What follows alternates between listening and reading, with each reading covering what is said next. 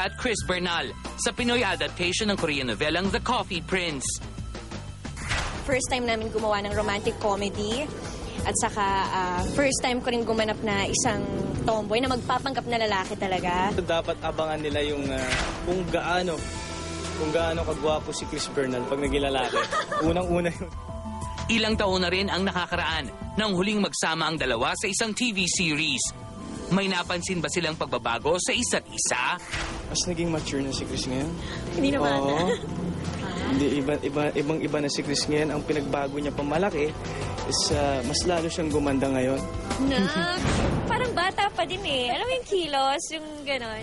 Pero sa pag-iisip talagang masasabi ko nag-mature na siya. Saka syempre lumaki yung abs na. Dumami lalo. Nag-usap na rin ba sila tungkol sa kanilang mga love life? Nanliligaw daw ngayon si Carl Guevara kay Chris at patuloy pa rin iniuugnay si Aljur kay Kylie Padilla. Alam naman po natin lahat na marami talaga. Tsaka hindi talaga maiwasan na maubusan na manliligaw si Chris. Ako Bebs, thankful ako kasi si Chris talagang may tiwala siya sa akin. Tsaka pagdating sa bagay na ganyan, pinagkakatiwalaan niya ako. Kumbaga yung pag-advise ko sa kanya is gusto ko kasi mas mapabuti siya. Kumbaga she deserves na kung ano makapagpasaya sa kanya. Eh, syempre, kung siya may sinasabi siya tungkol sa mga naniligaw, ako din may sasabihin ako sa mga nililigawan niya. Syempre, nagsasalita din ako sa kanya. Pero, nakikinig naman po. Nakikinig siya. At saka ganoon talaga kami, open kami sa isa't isa. Kaya pag sabi ko, alam mo, gusto ko siya, sinasabi ko talaga sa kanya.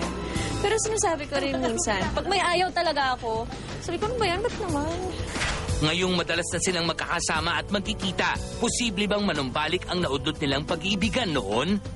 Yung pinagsamahan namin na walang kapantay kung ikukumpara sa iba.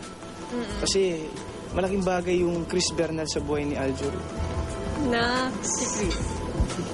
Ganun kami, ganun kalalim ang relasyon namin. Malalim talaga eh. Nung dati pa lang na magkasama kami, pwede namang manumbalik, pero depende kay Aljur yun. Pero ngayon talaga, basta kami, pag-uhusayan namin tong Coffee Prince.